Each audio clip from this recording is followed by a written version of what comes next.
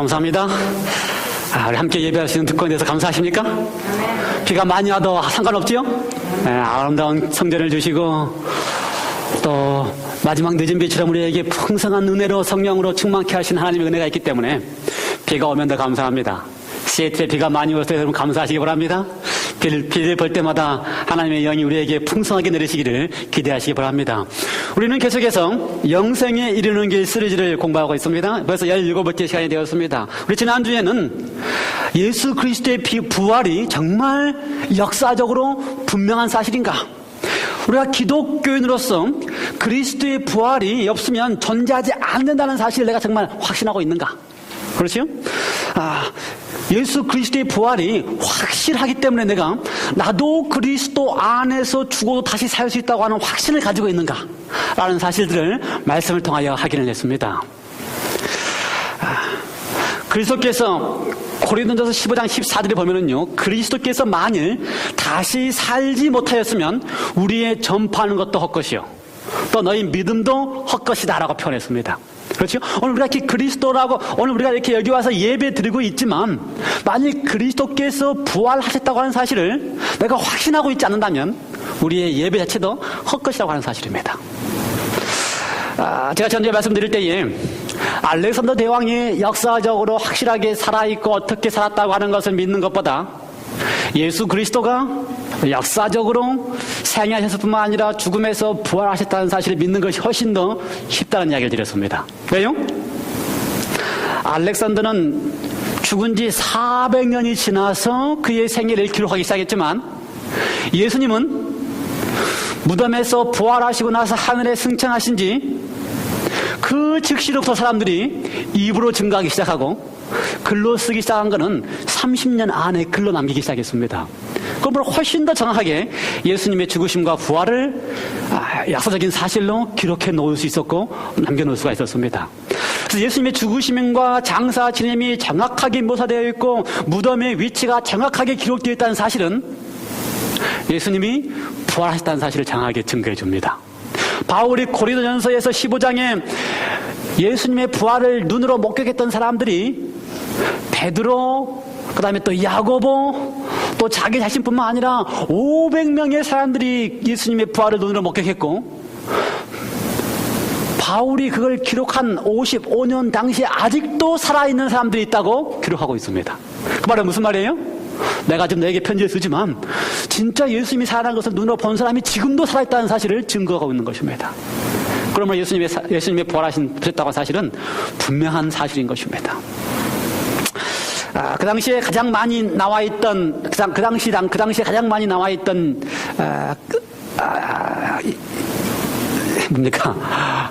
이야기 중에 하나가 예수님의 무덤이 비어있는 이유가 무엇이다? 제자들이 예수님의 수체를 훔쳐갔기 때문이다. 성경에도 기록되어 있어요. 마태복음에 보면은 제자들이 예수님의 시체를 훔쳐갔다라고 전해라. 그래서 그 소식이 마태가 기록한 68년 당시에도 소문이 나 있는 것입니다. 그 이유는 뭡니까? 왜 제자들이 예수님의 시체를 훔쳐갔다라고 하는 소문이 나 있어요? 예수님의 무덤이 비어있기 때문에. 예, 그렇습니다. 예수님의 무덤은 비어있습니다. 왜 비어있어요? 부활하셨기 때문에. 예수님이 부활하셨다는 사실을 누가 증거했습니까? 세 여인이 가서 증거했습니다. 그 당시 여인들은 증인으로 쓸 수 있어요, 없어요? 증인으로 못 씁니다. 여인들이 아무리 7명의 여인이 지나가다가 어떤 사람이 사람을 죽이는 것을 보고 고발을 해도 7명의 여인들이 똑같이 봤다 할지라도 그건 증거가 안 됩니다. 왜요? 여인들은 증인을 쓸 수 없기 때문에. 그럼에도 불구하고 성경은 세 여인이 예수님의 무덤에 가서 무덤이 비었다는 사실을 알고 제자들에게 가서 알려줬다고 하는 일을 기록하고 있습니다. 그 이야기는 뭐예요? 정말 그 여인들이 그걸 눈으로 보고 목격했기 때문에 있는 그대로 기록했다는 사실입니다. 만약 그것을 지어냈다 그러면, 지어낸 사실이라면 절대로 여인들이 눈으로 목격했다고 기록 안 해요. 누가 했다 그래요? 제자들이 가서 봤다고, 남자들이 가서 봤다고 기록하지, 증인이 될 수 없는 여인들이 봤다고 기록하지 않는 것입니다. 그런데 성경은 그걸 그대로 기록해 놓은 이유는 그것이 진짜 참이기 때문에, 믿을 수 있는 증거가 되기 때문에 그렇게 기록해 놓은 것입니다. 예수님의 부활이 확실하기 때문에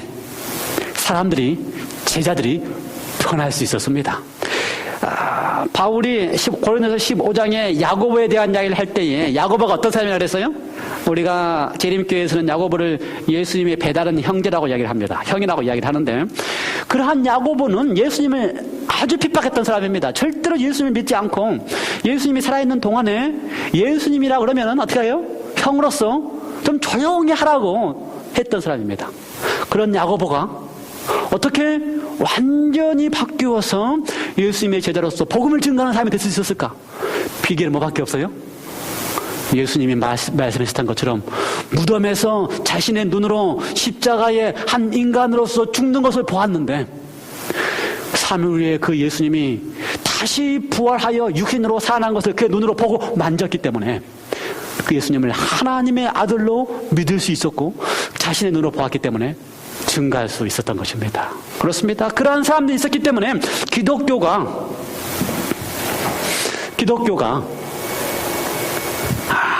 적은 수의 기독교로 시작했다 할지라도 전 세계를 지배하고 있는 로마를 완전히 휩쓸어서 로마를 뒤흔들 수 있는 사람이 될 수 있었던 비결은 그밖에 없어요.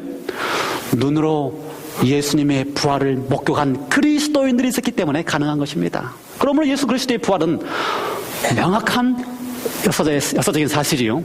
예수 그리스도의 부활은 오늘 우리의 그리스도의 삶 속에서 내가 그리스도 안에 있을 때 나를 다시 살리게 하신다고 하는 분명한 확신이 되는 것입니다. 오늘 우리 이인경 집사님 어머님께서 그리스도 안에서 터커마 교회를 30년 동안 섬기셨습니다. 30년 동안 교회를 섬기셨어요. 그것도 우리 이인경 집사님이 독일에서 안식일교회를 처음 발견하시고 이인경 집사님과 어머니가 같이 안식일교회를 깨닫게 되시고 그 이후로 30년 동안을 안식일교회로 집사님으로 수석자님으로 섬기셨습니다. 그러면서도 우리가 그리스도 안에서 잠드신 어머니에 대한 확신이 있는 이유는 예수 그리스도가 부활하셨을 뿐만 아니라 그분이 부활하실 때에 무덤에서 잠자고 있던 의인들을 함께 부활시켰다는 사실을 성경을 통해서 우리가 믿기 때문에 그렇습니다. 그러한 사실은 오늘 우리의 어머님이 무덤에서 다시 일으켜 세우신다는 사실을 믿게 하고 앞으로 내가 그리스도 안에서 죽는다 할지라도 다시 부활한다는 사실을 믿게 하는 것입니다. 믿으십니까? 그것이 바로 우리가 그리스도 안에서 부활을 믿는 신앙인들의 신앙 모습인 것입니다. 그래서 사도바울 선생님은 그리스도의 부활이 없으면 우리의 믿음이 헛것이라고 이야기했습니다. 예수 그리스도께서 부활하셨기 때문에 우리가 믿는 것이고 부활하셨기 때문에 우리가 영원히 살 수 있다고 하는 확신을 갖고 신앙을 하는 것입니다. 우리 올림피아 교회 모든 성도님들은 예수 그리스도의 부활에 대한 확신을 갖고 살아있는 신앙을 하시게 되시기 바랍니다. 오늘은 17번째 시간, 제목이 뭡니까? 아이언맨입니다. 아이언맨 1. 아이언맨도 1, 2, 3가 있더라고요. 그래서 아이언맨 1, 제국의 멸망이라고 하는 제목입니다. 오늘부터 시작해서 몇 번째 주가 될지 모르지만, 얼마나 많이 갈지 모르지만, 오늘부터 시작해서 성경에 나와 있는 중요한 애언들을 다루게 될 것입니다. 영생에 이르는 길 시리즈를 시작하면서 처음은 아주 기초부터 시작했습니다.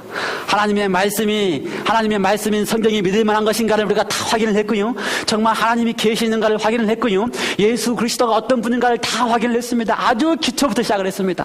그 다음에 중간쯤부터 가서는 정말 내가 제칠 안식일 예수 재림 교인인데 누가 나에게 당신이 왜 차 뒤에 안식일교라고 붙이고 다니냐고 묻는다면 내가 왜 안식일교인이라고 하는 이야기를 다 설명해 줄 수 있도록 제가 여러분에게 말씀을 드렸습니다. 그 다음에 제가 안식일에 대한 이야기를 두 차례 드렸고요. 그 다음에 내가 왜 재림교인인가에 대한 이야기를 드렸습니다. 그래서 우리가 기초부터 시작해서 그 다음에 중간에 내가 왜 안식일교인이고 내가 왜 재림교인인가를 다 설명을 드렸습니다. 이제 지금부터는 한 단계 더 들어가서 우리의 신앙의 기초를 하나님께서 주신 예언에 기초해서 신앙을 세우는 것이 아주 중요합니다. 그래서 다니엘서와 요한계시록에 나와 있는 예언들을 이제 이번 주부터 시작해서 저도 몰라요. 얼마나 많이 걸릴지도 모릅니다. 그러나 아이언맨부터 시작해서 그 다음에 주라식 파크까지 쭉 가고 아마 우리가 알고 있는 모든 이야기들을 쭉 하게 될 것입니다. 우리가 그래서 지금부터 예언을 하게 될 텐데요. 기도하시고 또 오늘 안식일 한 번의 말씀으로 이해가 안 되시면 집에 가셔서 유튜브를 통하여 다시 한번 말씀을 반복하시고, 제가 늘 말씀을 드렸지요. 저도 집에 가서 유튜브 다시 한번 듣습니다.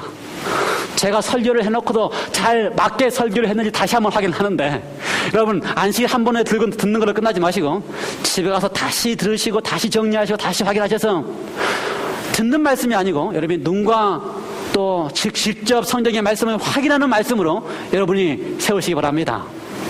지금 이 시간 우리가 하나님께서 예언의 말씀을 펼칠 때에 성령을 통하여 우리의 마음을 열어주시기 다시 한번 기도하시면서 말씀을 펼치도록 하겠습니다. 함께 기도하시겠습니다. 하나님 아버지, 주님께서 우리에게 예언의 말씀을 주셨사오니 감사합니다. 예언의 말씀을 주신 이유는 우리로 하여금 마지막 때 사건들을 통하여 우리를 옳은 길로, 진리의 길로, 주님께서 오시는 길로 인도하시기 위하여 우리에게 예언의 말씀을 주셨습니다. 이제 우리가 예언의 말씀을 펼쳤사오니 성령 하나님 우리를 인도하여 주시고, 말씀을 펼칠 때마다 성령 하나님의 말씀으로 받게 해주시고, 말씀이 우리 가운데 뜨겁게 자리 잡게 해주시고 성령의 풍성함으로 우리의 마음속에 임하게 하여 주시옵소서. 그래야 말씀이 우리의 삶을 변화시켜 주시옵시며 말씀을 통하여 확신한 믿음으로 우리가 서게 하여 주시옵소서. 이 시간 부족한 소자의 입술을 성령으로 인치셔서 성령의 말씀이 증거되게 하여 주시옵소서. 예수 그리스도 이름으로 간절히 기도드리옵나이다. 아멘. 제가 사실은 시간이 짧기 때문에 제가 보통 50분의 말씀을 드리지만 그래도 이 예언의 말씀을 다 드리려고 하면 시간이 짧아요.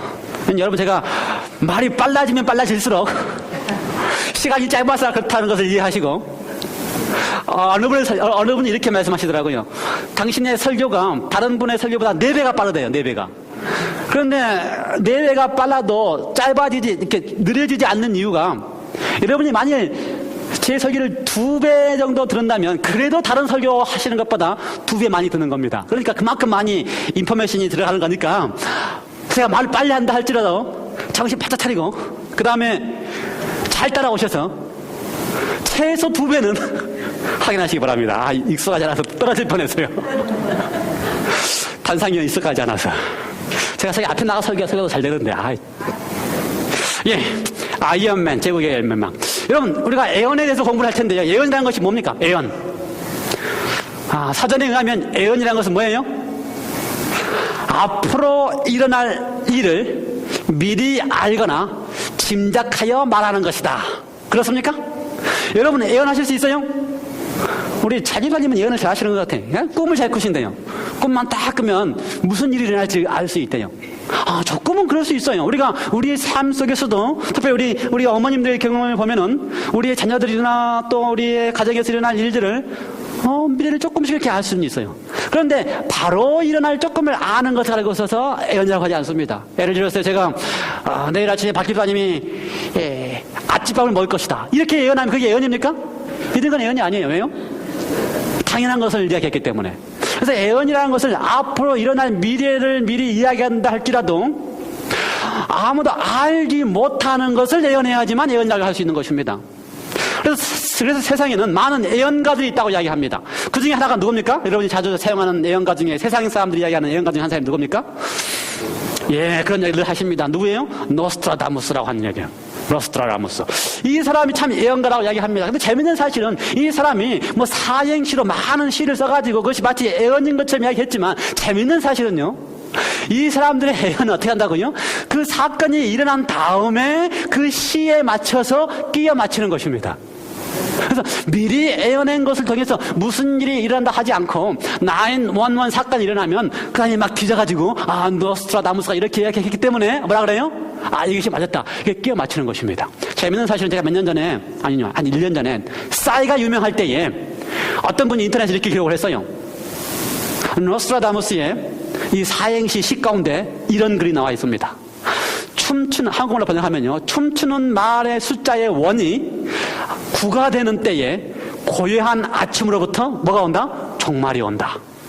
이 이야기를 써놨기 때문에 한국 사람이 뭐라 그랬냐면요, 춤추는 말, 누가 춤추는 말이에요? 싸이가 춤추는 말이고요. 그 다음에 거기에 고요한 아침은 어디예요? 고요한 아침의 나라는 어디입니까? 한국. 그래서 한국에서 싸이가 말춤을 추기 시작하는데 거기에 원이 9개가 된다면서 무슨 말입니까? 싸이의 그 춤추는 말의 그 동영상을 유튜브에서 보기 시작하는데 보기 시작하는 사람의 숫자가 얼마라고요? 공이 9개가 되려면 얼마 됩니까? 10억. 10억의 인구가 그걸 봐야 된다는 것입니다.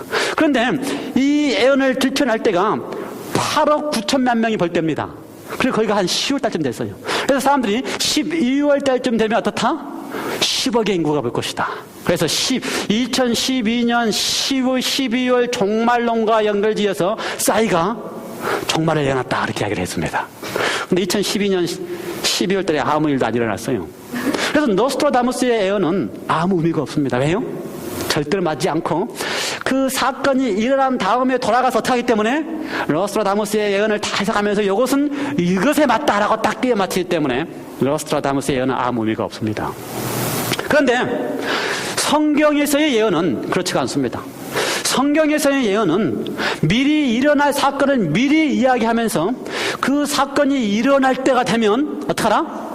그 사건이 일어날 것에 대해서 이야기한 나를 알라라고 하는 것이 성경의 예언입니다. 그래서요, 성경 이사야 46장 9절에 보면 이렇게 표현했습니다. 너희는 옛적 일을 기억하라. 나는 하나님이라. 나 외에 다른 이가 없느니라. 나는 하나님이라. 나 같은 이가 없느니라. 하나님이 하나님 당신 자신을 가리켜서 나만이 하나님이다 라고 선언을 하십니다.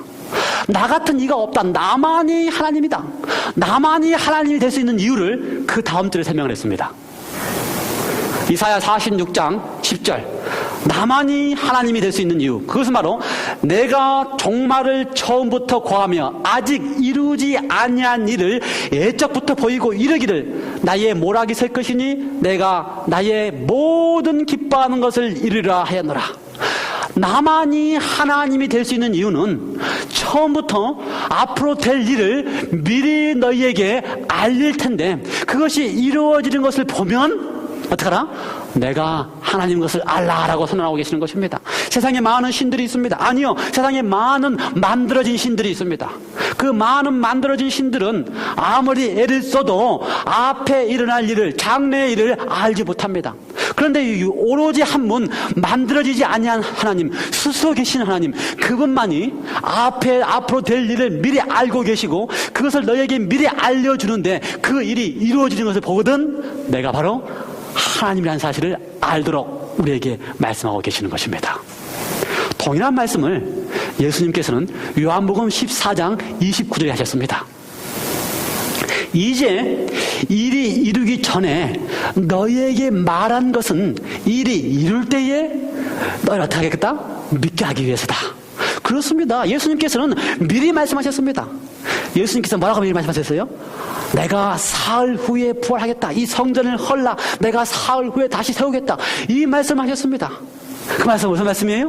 예수님께서 십자가를 통하여 제사장들과 사두개인들과 지도자들에 의하여 십자가에 돌아가실 텐데 그런다 할지라도 사흘 후에 내가 다시 어떻게 하겠다? 성전을 세우겠다. 몸된 당신의 성전을 다시 세우겠다고 하는 것을 미리 말씀하셨습니다.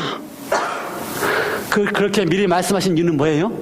정말 예수님께서 부활하신 것을 눈으로 볼 때에 예수님이야말로 하나님의 아들이라는 사실을 믿게 하기 위하여 미리 말씀하신 것입니다. 그렇습니다. 왜 성경에 그렇게 많은 예언들이 있는지 아십니까? 왜 성경이 우리에게 예언을 통하여 우리의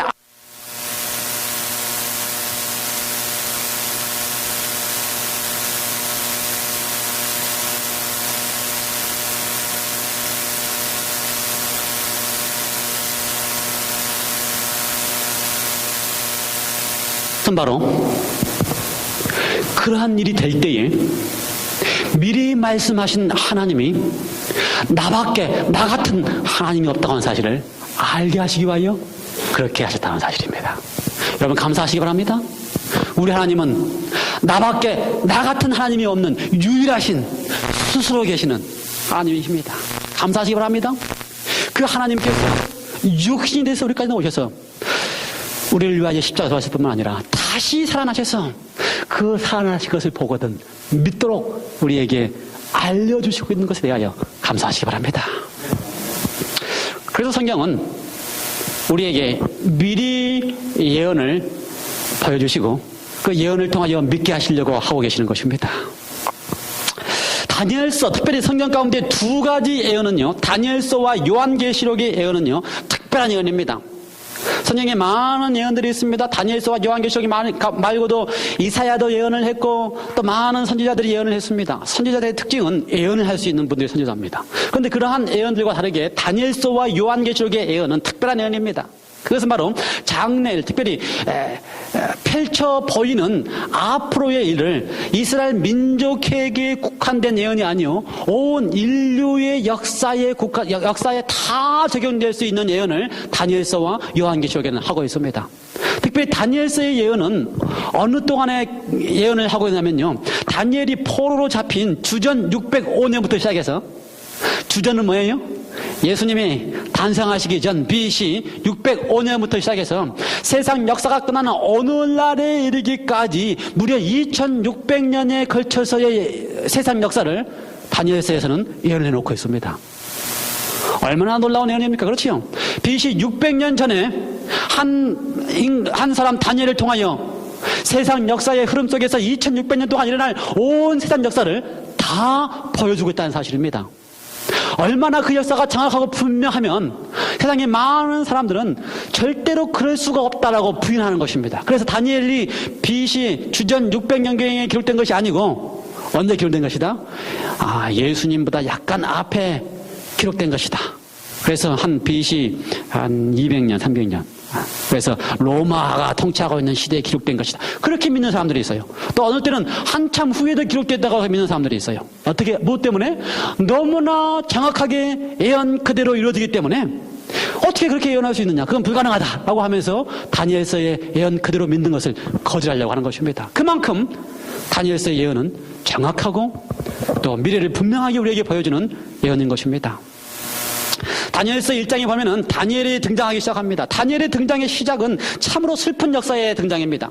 이스라엘의 온 민족들이 하나님을 부인하고 하나님을 잊어버리기 시작하고 하나님의 율법을 잊어버리기 시작하니까 고통을 당하기 시작합니다. 왜 고통을 당합니까? 하나님을 떠나면 누가 고통을 줘요? 보호하시던 하나님이 그들을 돌볼 수 없기 때문에 사단이 고통을 주는 것입니다. 그래서 이스라엘 역사 가운데 하나님을 떠날 때마다 사단은 그들에게 고통을 주었습니다. 그래서 다니엘서 1장 1절과 2절의 말씀에 보면은 여호와김 왕이 통치하던 3년에 누가요? 바벨론 왕 느부갓네살이 예루살렘에 와서 예루살렘을 다 무너뜨리고 그다음에 예루살렘 성전에 있는 하나님의 성소에 제사를 지내는 그릇들을 다 바벨론에 데리고 가고, 그뿐만 아니라 예루살렘에서 젊고 똑똑한 왕족들 가운데, 귀족들 가운데 많은 사람들을 포로로 잡아갔습니다. 그 중에 다니엘과 세 친구도 포로로 잡혀갔습니다.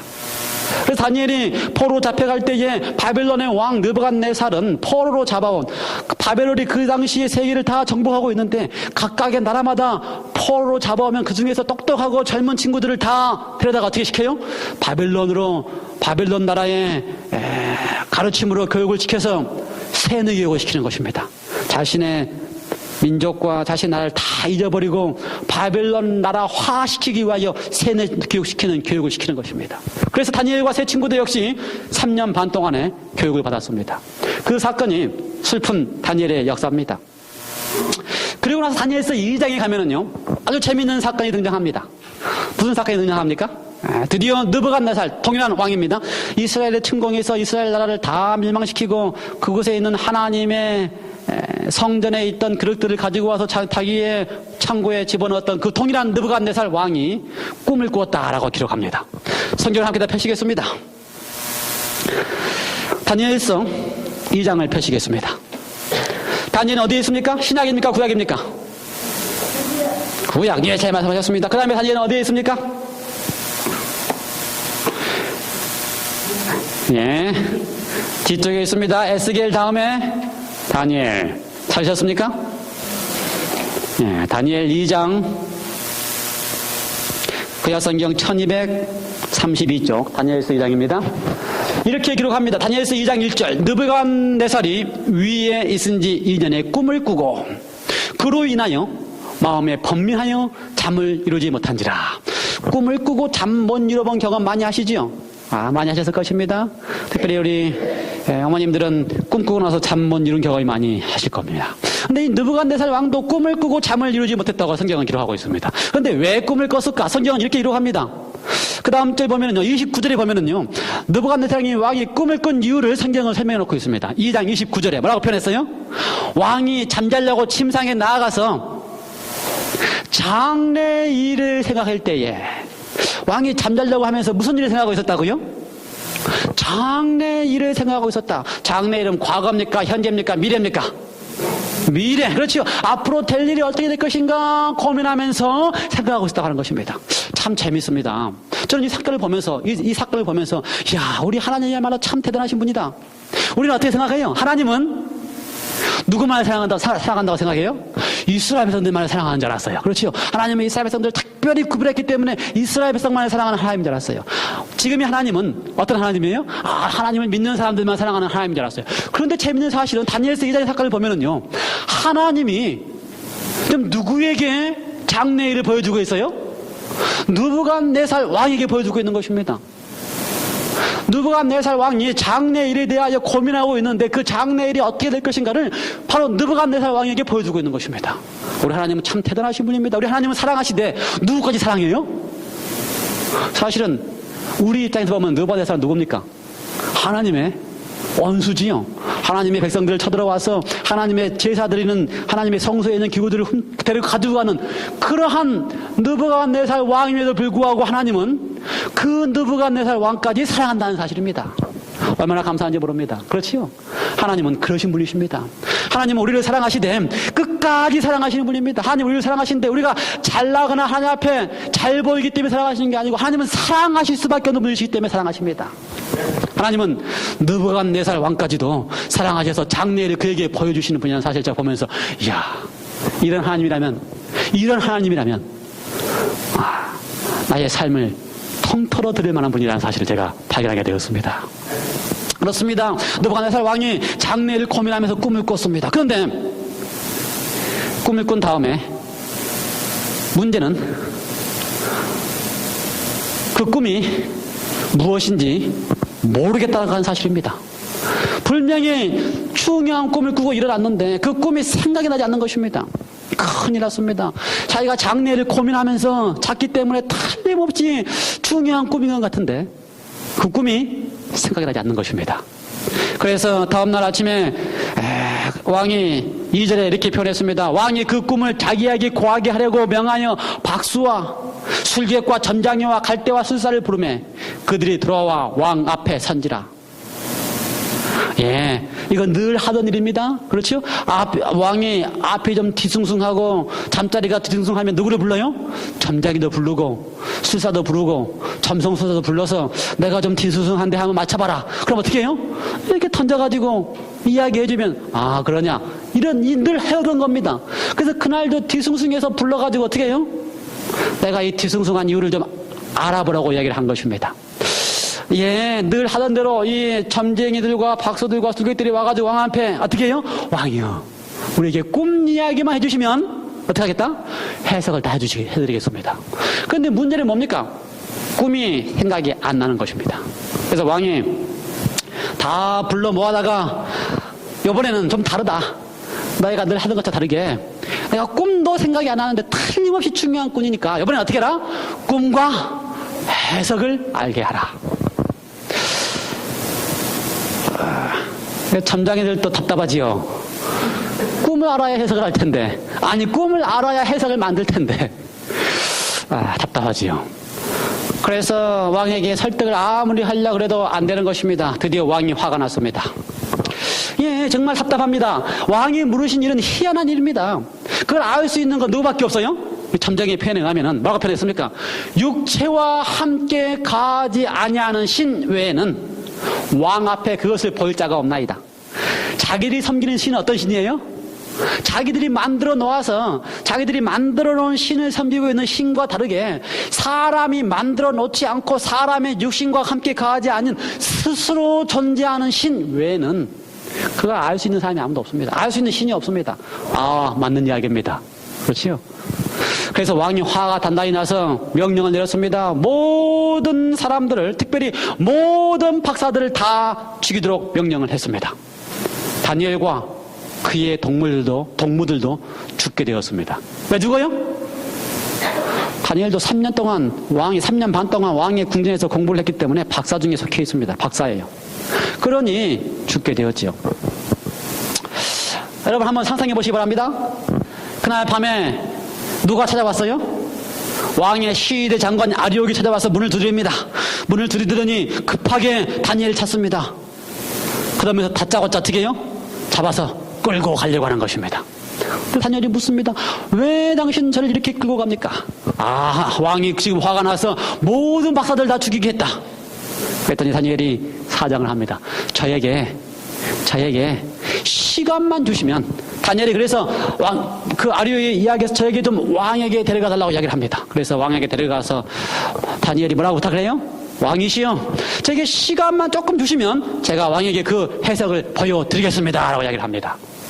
여러분, 지금 다니엘이 왕 앞에 서서 왕이 시간만 주시면 제가 그 해석을 보여드리겠다고 이야기할 때에 다니엘이 지금 해석을 알고 있었습니까? 다니엘이 꿈을 알고 있었습니까? 아니요. 다니엘이 지금 그 왕 앞에 서서 그렇게 이야기할 수 있는 비결은 무엇입니까? 다니엘이 꿈도 모르고 해석도 몰랐지만 다니엘이 알고 있었던 것은, 다니엘이 알고 있는 하나님은 다니엘을 이 죽음 앞에서 구원할 수 있다는 사실을 알고 있었습니다. 그렇습니다. 우리의 인생에 문제가 많이 있고 어려움이 많이 있을 때에 우리가 잊어버리지 말아야 될 것이 한 가지가 있다면, 내가 믿는 하나님은 모든 문제를 해결할 수 있는 분이라는 사실을 잊어버리지 않는다면 우리는 다니엘처럼 왕 앞에서도 담대하게 이야기할 수 있는 것입니다. 다니엘이 그렇게 왕 앞에 얘기한 다음에 자기 집으로 돌아갔습니다. 뭐 했을 것 같아요? 자기 집에 들어간 다음에 자기 세 친구를 불러놓고 하나님 앞에 기도했습니다. 하늘에 계신 하나님이 이 은밀한 일에 대하여 긍휼히 여기사, 왜 긍휼히 여겨야 돼요? 자기가 지금 죽게 되었기 때문에 긍휼히 여기시도록 기도했습니다.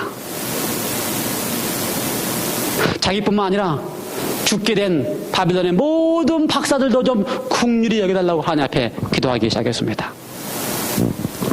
여러분, 기도하면 응답됩니까? 확실합니까? 그렇게 믿습니까? 여러분, 경험하시기 바랍니다.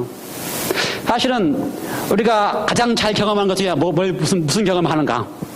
비행기 타고 가면 경험합니다. 저는 그래요. 비행기 타고 가다 보면 비행기를 타기 시작할 때부터서 마음이 숙연해지고, 어떻게 해요? 하나님 아버지, 요 비행기가 뜨고 내릴 때까지만 잘 지켜주시면. 저는 항상 그렇게 기도를 해요. 이상하게 비행기만 타면 불안해요. 그 다음에 비행기를 타고 가다가 흔들리면 저뿐만 아니라 비행기 타고 있는 300명의 이 승객들이 다 은이 되는 것 같아요. 다 은이 되는 것 같아요. 다 어떻게 해요? 아니, 이것만 살려주시면 제가 함께 열심히 믿겠습니다. 그러다가 비행기가 잘 내리면 또 어떻게 돼요? 300명의 죄인들이 다 나옵니다. 내가 언제 그랬는가 다 잊어버리고. 그럼에도 불구하고 이급하면 하나님을 찾게 되어 있습니다. 그럼에도 불구하고 우리가 이급할 때만 하나님을 찾음에도 불구하고 하나님은 응답하십니다. 감사하시기 바랍니다. 하나님을 찾기만 하면 하나님은 응답하십니다. 제가 아주 부끄러운 고백을 해야 됩니다. 부끄러운 고백을. 여러분이 제가 아시다시피 이 올림피아에 아직 이사를 못했기 때문에 좀 넓은 땅을 좀 농사를 지을 수 있는 땅을 찾기 위해서 애를 쓴 걸 아시지요. 그래서 어렵다고 하는 쇼셀을 가지고 이제 땅을 사게 돼서 나오자마자 땅도 안 보고 오퍼를 넣습니다. 제 가게에 다 적어서 오퍼를 넣었어요. 땅도 안 보고 오퍼를 넣었어요. 그래서 보통 이 쇼셀은 한 6개월 정도 걸려서 끝난다 그래서 기도를 제가 했습니다. 하나님, 특별한 케이스에 2개월 만에 끝나게 해주십시오. 처음부터 기도를 했어요. 정말 2개월 만에 연락이 왔습니다. 2개월 만에 연락이 와가지고 잘 됐다. 이 에이전시가 호레이 그러면서 잘 됐다라고 이제 끝났다고 연락이 왔어요. 제가 그래서 얼마나 좋아하고 그래서 우리 집사람들에게 이거 잘 됐다고 2개월 만에 연락이 왔습니다. 문자를 보내고 여러분이 기도해 주셔서 감사합니다. 문자를 보냈어요. 그랬는데 그게 이제 목요일입니다. 그다음에 이제 금요일에 이제 제가 시애틀 교회에 가서 설교를 하게 되었어요. 그래서 설교를 하고 설교를 잘 마치고 이제 이렇게 전화를 이렇게 하긴 하니까 이렇게 보니까 메일이 와 있습니다. 그런데 그 에이전시가 이렇게 메일을 보내면서 이 문서를 빨리 보내줘야지만 이게 이제 끝난다 하면서 문서 빨리 사인해서 보내오라 그랬어요. 제가 그날 시애틀 교회에서 설교가 우리 교인들 때도 똑같이 했던 설교입니다. 무슨 설교냐면요. 내가 왜 안식일교인인가? 내가 안식일교인의 가장 큰 이유 중에 하나가 뭐였어요? 하나님이 내가 모든 것을 책임지신다고 믿기 때문에 안식일교이다. 제가 이렇게 가르쳤어요. 제가 그날 안식일에 그 문자를 보고 제가 죄송한 고백이지만 제가 그 안식일에 바로 문자를 사인해서 보냈습니다. 사실 안식일에 안 보내야 정상이에요. 안식일에 그 모든 것을 안 하고 그 다음날 해야 정상인데 그 내용 가운데 이거 빨리 보내지 않으면 안 된다는 내용이 있기 때문에 제가 안식일에 사인해서 보냈어요. 근데 제가 그러면서 사실은 마음에 꺼리끼지가 않고 보냈습니다. 죄송하지만 그때까지도. 그런데 그 문자를 보내고 난 다음에 매일 안식일에 보내고 난 다음에 바로 그 다음날 연락이 왔습니다. 이 세일이 안 되게 됐다. 안 되게 됐다고 연락이 왔어요. 제가 생각하기 시작했습니다. 왜 이랬을까? 왜 이렇게 됐을까? 왜 이렇게 됐을까? 가만히 생각을 하면서 제 자신을 보게 됐습니다. 제가 하나님을 신뢰하고 하나님이 모든 것을 책임진다고 믿는데, 그래서 기적처럼 6개월 걸린다고 하는 쇼세일이 하나님께서 2개월 만에 해결하셨는데, 그 메일 하나 가지고 어떻게 했어요? 하나님이 이거 하나 안식일에 안 보내고 다음날 보내도 하나님이 무조건 틀림없이 책임질 수 있는데, 제가 그거 못 믿고 안식일에 사인해서 보낸 것입니다. 그러니까 그거는 하나님이 저한테 벌을 줘서 그게 안 되게 하는 게 아니고 뭐예요? 하나님이 그동안 안 되는 일을 다 책임져가지고 보호하셨기 때문에 기적처럼 2개월만에 됐는데, 내가 하나님을 신뢰할 수 없는 그 순간 하나님이 보호하는 손길을 할 수 없었기 때문에 한 사람의 마음이 바꾸어지면 안 되는 것입니다. 제가 그걸 깨달았어요. 제가 기도했습니다. 하나님 앞에, 하나님, 제가 참 하나님 죄송합니다. 제가 그렇게 하나님을 신뢰하도록 전적으로 하나님만 신뢰하면 모든 것이 다 된다고 제가 가르치는 사람에도 불구하고 하나님을 신뢰하지 못했습니다. 그러니 하나님이 얼마나 가슴이 아프시겠습니까? 하나님이 보호할 수 없기 때문에 사단이 어떻게 했어요? 사단이 그 은행의 한 사람의 마음만 딱 틀어버리면 안 되게 할 수 있는 겁니다. 그동안은 하나님이 보호했기 때문에 전혀 그런 문제가 없었는데, 내가 하나님을 신뢰하지 못하는 그 순간 사단이 개입해서 한 사람의 마음만 틀어버리면 안 되게 할 수 있어요. 자, 그래서 하나님, 제가 하나님을 신뢰하지 못한 거 참 죄송합니다. 제가 참 좋은 교훈을 배웠습니다. 내가 말로만이 아니고 정말 신앙으로 하나님을 신뢰할 수 있도록 하나님 도와주십시오.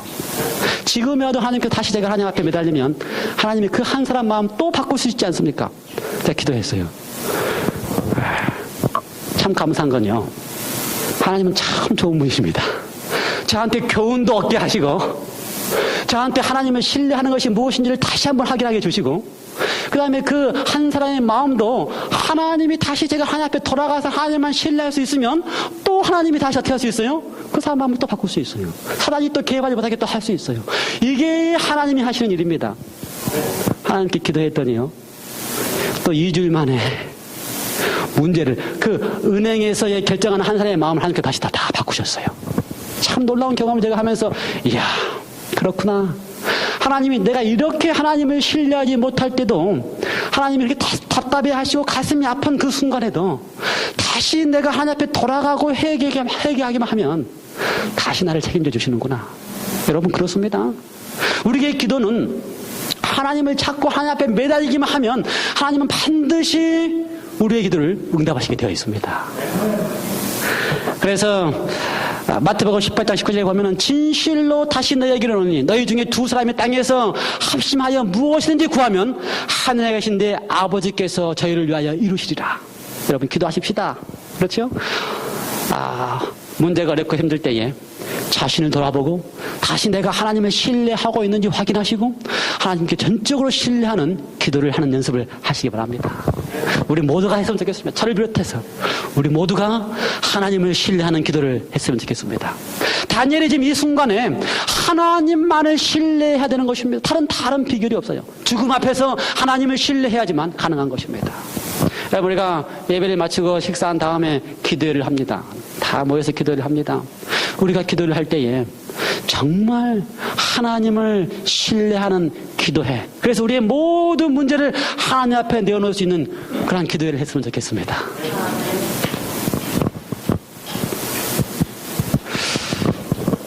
그 기도를 마쳐주는 그날 밤에 성경은 이렇게 표현합니다. 19절. 이에 은밀한 것이 밤의 이상으로 다니엘에게 나타나 보이매 다니엘이 하늘에 계신 하나님을 찬송하니라. 그렇습니다. 하나님 앞에 기도하면 그 순간 하나님께서는 그 기도를 응답하셔서 우리로 하여금 하나님을 찬송하게 만드는 것입니다. 하나님이 살아계신다는 사실을 증거하게 만드는 것입니다.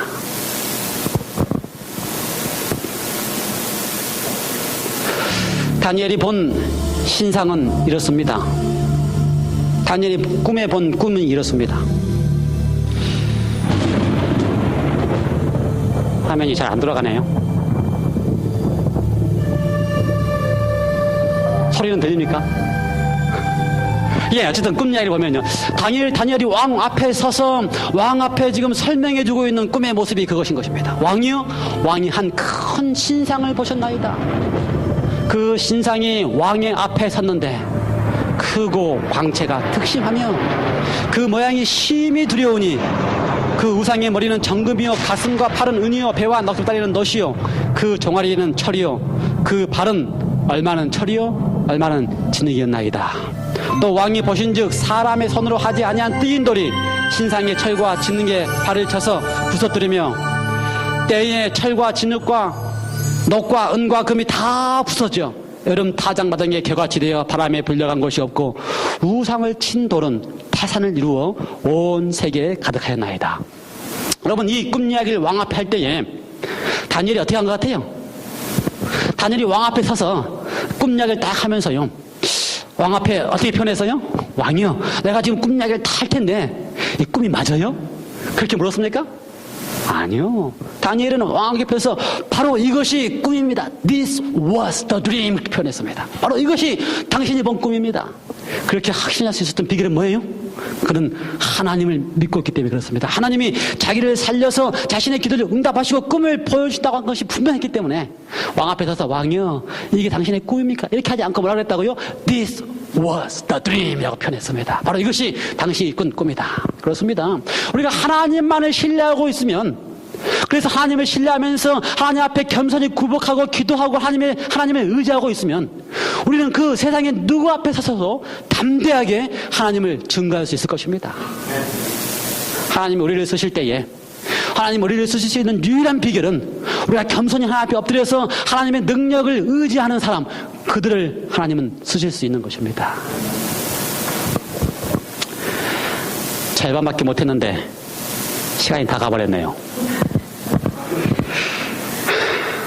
제가 말을 아무리 빨리 해도 다 못 가네요. 예. 다니엘이 왕 앞에 꿈 이야기를 한 뿐만 아니라, 꿈 이야기만 하면 무슨 소용이 있어요? 왕은 지금 뭘 하라 그랬어요? 꿈과 그 해석을 알게 하라 그랬습니다. 그러니 다니엘이 왕 앞에 해석도 알게 해야 되지요. 그래서 다니엘서 2장 36절에 꿈이 이러한즉, 그 다음에 뭐라 그랬어요? 내가 이제 그 해석을 왕 앞에 진술하리이다. 다니엘은 용감하게 담대하게 하나님을 의지하면서 내가 이제 그 해석을 왕 앞에 알게 하겠습니다.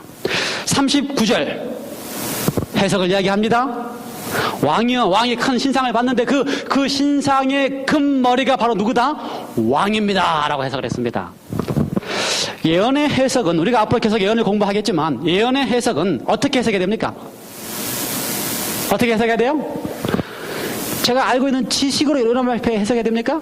아니면 제가 다른 책을 많이 보고 와서 여러분에게 해석해야 됩니까? 아니요. 성경의 예언은 어떻게 해석해야 됩니까? 어떻게 해석해야 됩니까? 성경의 예언은 오직 성경의 말씀으로 해석해야 됩니다. 그래서 지금 여기 해석이 나와 있습니까? 예, 성경에 그 해석이 나와 있습니다. 내가 이제 그 해석도 왕 앞에 진술하겠습니다. 그러면서 다니엘이 해석을 합니다. 왕이 본 금머리는 곧 누구라고요? 왕입니다 라고 진술을 합니다. 아, 다니엘이 분명한 해석을 해줬습니다. 금머리 곧 왕이다. 왕이 지금 통치하고 있는 나라가 어느 나라입니까? 바벨론 나라입니다. 왕이 지금 장래를 고민하고 있을 때에 그 장래일이 어떻게 될 것인가 다 고민하고 있으면서 지금 금머리는 바벨론입니다 라고 이야기했습니다. 세계사를 보면은요, 바벨론이 전 세계를 지배하고 있을 때가 BC 605년부터서 539년까지 전 세계를 지배하고 있었습니다. 그래서 바벨론이 얼마나 유명한 나라였던지 그 지금 고고학적으로 발굴된 바벨론의 그 문서에 의하면은요, 점토판 문서에 의하면 이렇게 기록을 해 놓았습니다. 온 땅은 비할 데 없이 장엄한 영과 같은 이 도시에 무릎을 꿇는다. 그 점토판 바벨론의 문서 가운데 온 세상이 다 바벨론 나라 앞에 다 무릎을 꿇는다라고 표현을 했습니다. 그뿐만 아니라 그 다음 문장에 의하면요, 어디 가버렸어요? 네. 그 다음 문서에 의하면요, 그 바벨론 나라가 영원할지어다 그렇게 표현되어 있습니다. 그래서 이 바벨론 나라가 영원한 나라로 표현되어 있습니다.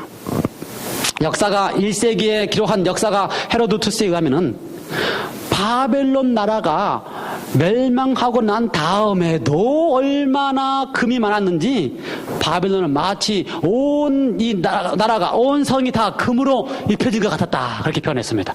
그러므로 성경에 바벨론을 금으로 표현한 이유가 거기에 들어있는 것입니다. 그렇습니다. 바벨론은 영원할 것 같았던 나라였습니다. 절대로 멸망하지 않을 것 같았던 나라였습니다.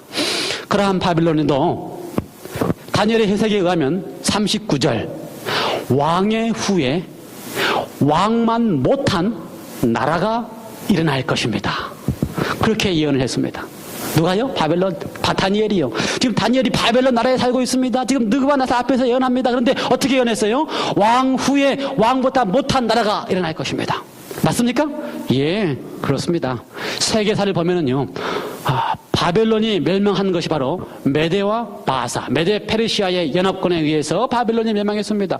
그렇게 멸망할 것 같지 않아서 바벨론을 향하여 영원할지어다라고 하면서 점토판에 기록해 놓은 그 바벨론도 하나님께서 예언하신 대로 왕만 못한 나라가 일어난다고 한 그 표현 그대로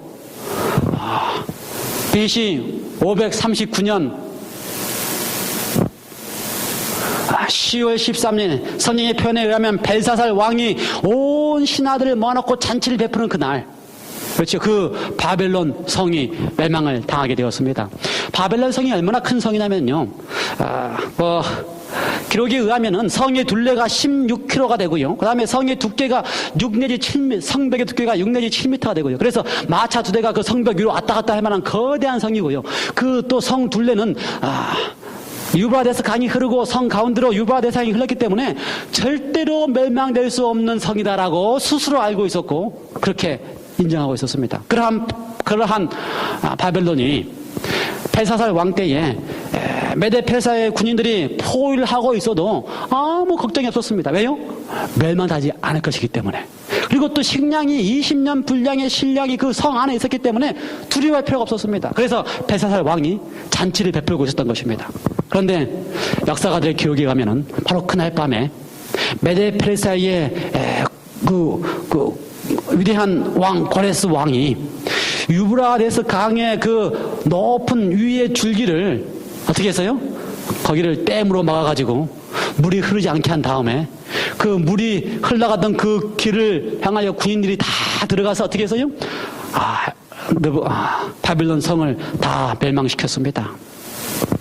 절대로 멸망될 수 없었던 바벨론 성도 하나님께서 왕 다음에 왕보다 못한 나라가 세워질 것을 미리 예언하셨기 때문에 멸망하고 둘째 나라 메데 페르시아가 생기게 된 것입니다.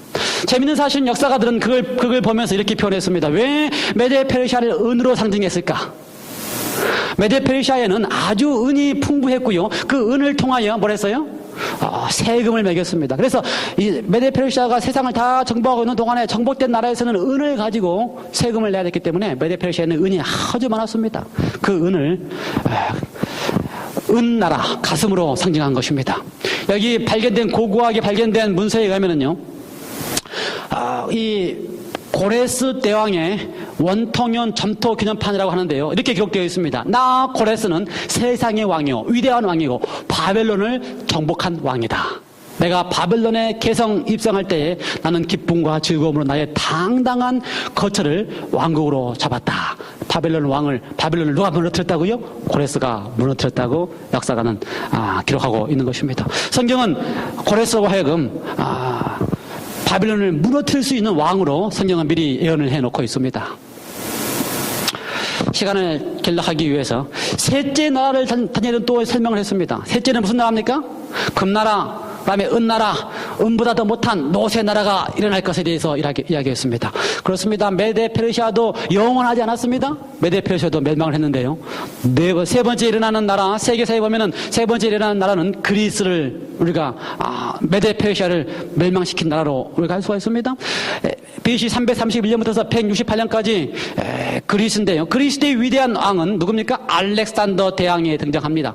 알렉산더 대왕은 그리스에 있는 많은 사람들은 다 구리로 갑옷을 만들어 입어서 그 모습을 볼 때마다 마치 구리로 입은 옷을 입고 오는 많은 군사들의 모습을 보면서 많은 사람들이 놀랬다고 이렇게 표현을 했습니다. 역사가에 기록한 역사 평가에 의하면요, 알렉산더의 이름이 알려지지 않는 나라, 도시, 백성이 없었다. 그러므로 그리스가 세상을 정복하고 있을 때에 모든 사람들이 알렉산더의 이름에 대해서는 다 알고 있었다고 하는 것입니다. 그래서 그 기록 가운데 나에게는 그의 출생과 및 그의 활동이 주관하고 있는 거룩한 손길이 있었다고 하는 것을 부인할 수 없다라고 기록했습니다. 알렉산더가 그렇게 세상을 정복할 수 있었던 이유가 뭐라고요? 그 알렉산더가 태어나고 그렇게 세상을 정복할 수 있는 힘을 얻게 하는 누군가의 손길이 있었다고 하는 사실을 내가 부인할 수가 없다라고 역사가는 기록하고 있는 것입니다. 그런데 그 알렉산더도 젊은 나이에 죽을 수밖에 없습니다. 그리고 알렉산더가 죽으면서 그리스가 네 왕에 의해서 통치가 됩니다. 그러면서 그리스가 멸망하는데요, 성경은 뭐가 표현합니까? 넷째 나라, 강하게가 철과 같은 나라가 다시 일어날 것에 대해서 이야기하고 있습니다. 이 철과 같은 나라, 알렉산더를 무너뜨리고 그리스를 무너뜨리고 네 번째 일어나는 세계에 등장하는 나라는 바로 로마입니다. BC 168년부터 AD 476년까지 등장하는 로마라고 하는 나라입니다. 이 로마는 철을 무기로 사용해서 전 세계를 정복했습니다. 그래서 주전 168년에 알렉산더 대왕이 죽은 144년이 지난 다음에 알렉산더가 세웠던 그리스는 로마에 의해서 완전히 멸망되었다고 세계사는 기록하고 있습니다. 재미있는 사실은요, 세계사의 기록 가운데 이렇게 표현했습니다.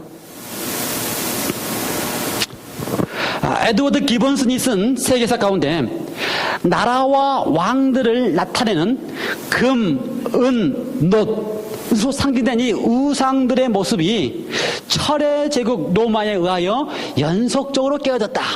누가 기록했다고요? 역사가인 에드워드 기본슨. 그런데 이 에드워드 기본슨은 역사가입니다. 역사가가 기록할 때 뭐라고 표현했다고요? 금, 은, 놋으로 상징된 이 각각의 나라들이 어떤 나라에 의해서? 철이라고 하는 로마 제국에 의해서 멸망되었다. 이 역사가가 이 사실을 어떻게 알았을까요? 이 역사가가 역사를 기록하면서 철의 나라 로마에 의해서 금나라, 은나라, 그 다음에 노새 나라가 다 철의 나라 로마에 의해서 연속적으로 깨졌다. 어떻게 알았을까요? 알 수 있는 비결 어디밖에 없어요? 예, 다니엘서 2장에 하나님께서 느부갓네살 왕을 통하여 예언했다고 하는 사실을 인정해야지만 알 수 있는 것입니다. 역사를 기록한 에드워드 기본슨 역사가도 다니엘서 2장에 하나님께서 미리 세상의 역사를 다니엘을 통하여 느부갓네살 왕을 통하여 보여주고 계신다는 사실을 증명하고 있습니다. 로마가 세상을 점령할 때에 얼마나 로마가 위대한지 역사가들은 뭐라고 표현해요? 세상의 모든 길은 다 어떻게 한다? 로마로 통한다. 그 다음에 로마의 태양은 지지 않는다 라고 할 만큼 로마가 세상을 점령하고 있습니다. 그런데 재밌는 사실은 금나라, 은나라, 놋나라, 철나라가 등장하지만, 그래서 금나라도 망하고 은나라도 망하고 놋나라도 망하고 철나라가 세워지지만 철나라는 망합니까? 로마는 망합니까? 예, 다리로 상징된 로마는 망하지 않습니다. 어떻게 됩니까? 로마는 철과 진흙이 섞입니다. 그래서 세계사의 가르침에 의하면요, 제가 지금 급한데 빨리 안 지나가네요. 생략하고 지나가면 좋은데.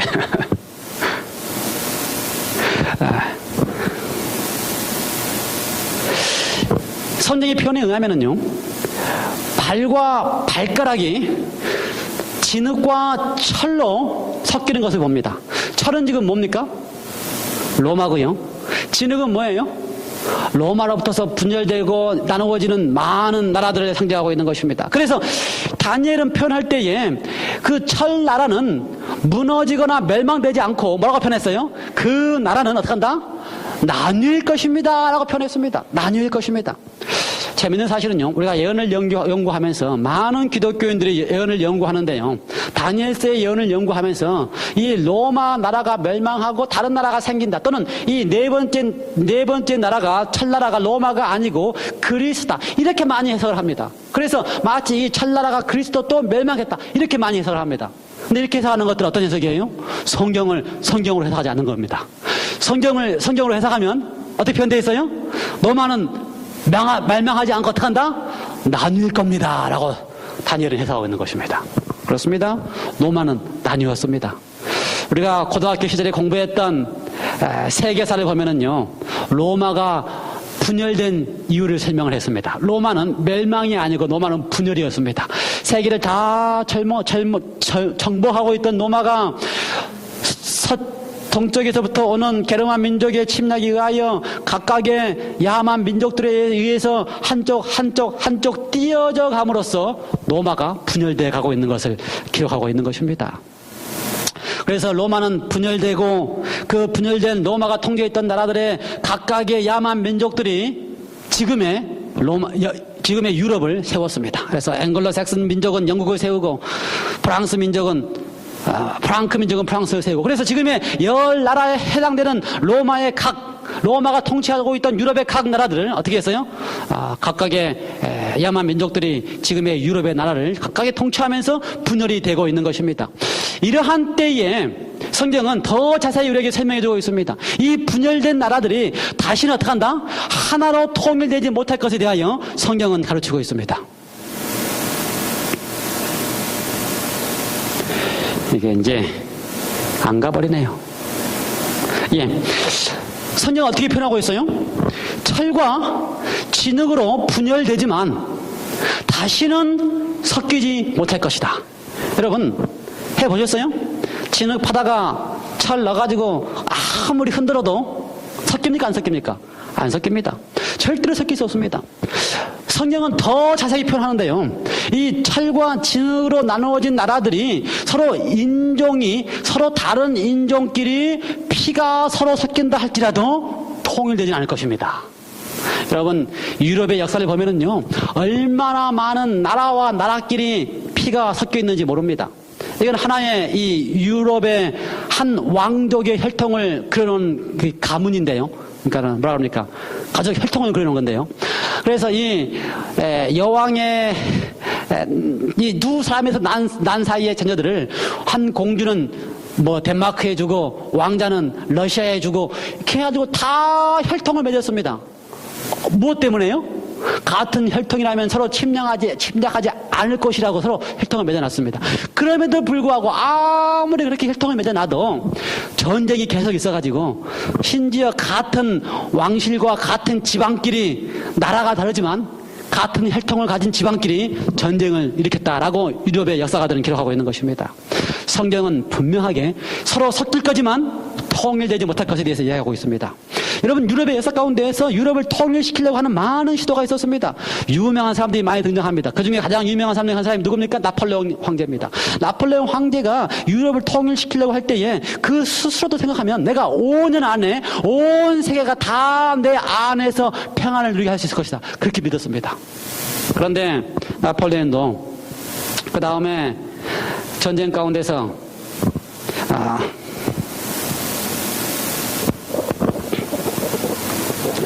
1815년 6월 18일에 있었던 워투르 마지막 전쟁에서 실패했습니다. 재밌는 사실은요, 이 전쟁에서 나폴레옹이 거의 이길 것 같았습니다. 그런데 그 전날에 비가 많이 와가지고요, 비가 많이 와서 마차들이 또는 이 포차들이 가는 길에 지커지커 하니까 빨리 가지 못했어요.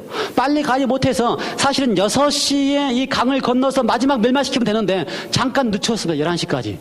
그래서 11시에 출발을 했어요. 그런데 그것 때문에 이 연합군들이 준비를 하고 나폴레옹을 무너뜨릴 수 있었습니다. 그래서 나폴레옹이 이 전쟁에서 실패하고 그가 그 꿈을 이루지 못할 때에 그가 마지막 한 고백이 있습니다. 뭐라고 고백하는지 아십니까? 나는 전능하신 하나님을 감당할 수가 없다. 이렇게 표현했습니다. 그 말뜻이 뭐예요? 전능하신 하나님이 이미 다니엘서를 통하여 BC 600년 전에 세상 역사 가운데서 로마가 분열되어 열 나라로 분열된 이후에는 아무리 혈통을 통하여 통일하려 해도 안 되고 아무리 위대한 사람이 나타나서 세상을 정복하려 해도 안 된다라고 하는 것이 하나님이 보여주신 세상의 역사이기 때문에 나폴레옹이 실패할 때 뭐라 그랬다고요? 나는 하나님을 이길 수가 없었다라고 고백할 수밖에 없었다고 하는 사실입니다. 그렇습니다. 세상 역사는 분명합니다. 우리 앞에 하나님께서 보여주고 있는 장래의 역사는 분명합니다. 금나라, 은나라, 바벨론, 메르페시아, 그리스, 로마, 열 나라의 분열. 여러분, 이러한 분명한 역사적인 사실이 우리 앞에 이루어졌다는 사실을 볼 때에 하나님께서 마지막 가지고 있는 마지막 하나님의 돌나라, 그렇죠? 하나님께서 마지막 뜨인 돌로 세상을 완전히 다시 세울 거라고 하는 하나님의 나라가 반드시 있게 될 것을 성경은 가르치고 있습니다. 여러분 한번 마지막으로 선택하시기 바랍니다. 만일 하나님께서 예언한 모든 예언들이 정확하게 이루어졌다면, 그렇죠? 하나님이 예언한 대로 금나라 바벨론이 정확하게 있었다가 세상 가운데 분명히 없어지고, 하나님이 예언한 대로 두 번째 메데 페르시아가 세상을 정복했다가 없어지고, 하나님께서 예언한 대로 분명히 그리스가 세상을 정복했다가 없어지고, 분명합니까? 예, 네 번째 하나님이 예언한 대로 로마가 세상을 정복했다가도 그렇게 강력했던 로마도 분열돼서 열 나라로 나눠졌다는 것이 분명하다면, 그래서 하나님의 예언이 세상 역사 가운데서 분명하게 다 이루어진다면 몇 가지예요? 5가지 예언이 다 이루어졌습니까? 6가지는 여섯 번째는 그 분열된 나라가 혈통으로든지 아니면 그 누구가 통일시키려고 해도 절대로 통일이 안 당한 사실이 이루어졌다면 6가지가 다 이루어졌어요. 마지막 한 가지는 아직 뭐가 안 이루어졌습니까? 하나님의 뜨인 돌의 나라, 하나님의 나라가 이루어진다는 사실만이 안 이루어졌습니다. 그렇다면 이렇게 6가지가 다 이루어졌다는 사실을 우리가 눈으로 본다면 마지막 하나님의 나라가 온 세상을 정복한다는 사실은 믿으십니까? 예, 그렇습니다. 분명합니다. 성경은 이렇게 결론을 맺고 있습니다. 너희는 옛 정리를 기억하라. 나는 하나님이라. 나 외에 다른 이가 없느니라. 나는 하나님이라. 나 같은 이가 없느니라. 왜 하나님께서 자신을 나 같은 하나님이 없다고 선언할 수 있습니까? 유일한 비결은 나는 처음부터 종말을 처음부터 너희에게 고할 수 있는 하나님이다. 나는 장래일을 너희에게 분명하게 나타내 보일 수 있는 하나님이다. 나는 BC 600년 다니엘에게 세상 역사의 것은 2600년이 지나는 세상 역사의 모든 과정을 분명하게 보일 수 있고 분명하게 이루어지게 할 수 있는 하나님이기 때문에 나는 하나님이라고 말씀하고 계십니다. 사랑하는 성도 여러분이시여, 우리는 이제 앞으로 예언을 통하여 우리가 믿고 있는 하나님이 정말 우리의 삶을 다 통틀어 바쳐서 드리고 믿을 수 있는 하나님이라는 사실을 눈으로 확인하게 될 것입니다. 그 하나님께서 우리의 삶의 구비마다 예언을 통하여 우리를 하늘나라까지 인도하시기 위하여 우리에게 예언을 통하여 매 구비마다 보여주신다는 사실을 알게 될 것입니다. 말씀을 통하여 다시 한번 우리의 믿음을 확신하게 되시기 바랍니다. 함께 기도하시겠습니다. 하나님 아버지, 우리를 사랑하셔서 예언을 분별할 수 있는 백성 삼아주셨으니 감사합니다. 우리가 가끔씩 믿음이 흔들려서 하나님의 모든 것을 책임질 수 있다고 하는 사실을 잊어버리는 순간이 있을 때마다 세상 역사의 BC 600년 전에 세상 역사의 흐름을 그대로 알려주시고 2600년이 흐르는 역사를 우리의 눈으로 볼 수 있게 해주신 살아계신 하나님이 계신다는 사실을 다시 한번 우리가 확인하고 믿게 하여 주시옵소서. 그래 우리의 삶에 통틀어서 우리 자신을 하나님 앞에 온전히 드리는 경험을 하게 하여 주시옵소서. 매 안식일마다 하나님의 중요한 예언들을 확인할 때마다 성령 하나님 우리를 도와주셔서 예언을 통하여 살아계신 하나님을 만나는 경험을 하게 하여 주시옵소서. 예수 그리스도 이름으로 기도드리옵나이다. 아멘.